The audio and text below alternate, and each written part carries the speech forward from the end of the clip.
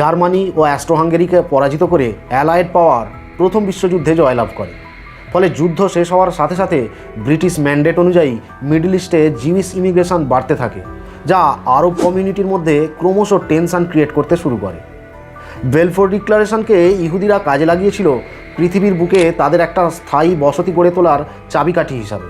একটা বিষয় খেয়াল করুন, প্রায় 6-7 হাজার বছর ধরে ইহুদিরা বিভিন্ন সাম্রাজ্য ও শাসকের দ্বারা শাসিত ও নির্যাতিত হয়ে এসেছে, কিন্তু তারা কখনোই কোনো স্থায়ী ভূখণ্ডের অধিবাসী হয়ে উঠতে পারেনি।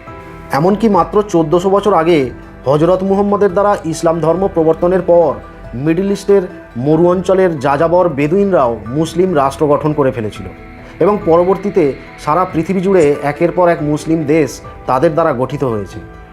আবার মাত্র 2000 বছর আগে খ্রিস্ট ধর্মের আবির্ভাবের পর সমগ্র পৃথিবীতে ক্রিশ্চিয়ানিটি ছড়িয়ে পড়ে, যার ফলস্বরূপ ইহুদিরা নিজেদের একটা স্থায়ী স্বাধীন রাষ্ট্র গঠনের জন্য ক্রমশ মরিয়া হয়ে উঠেছিল।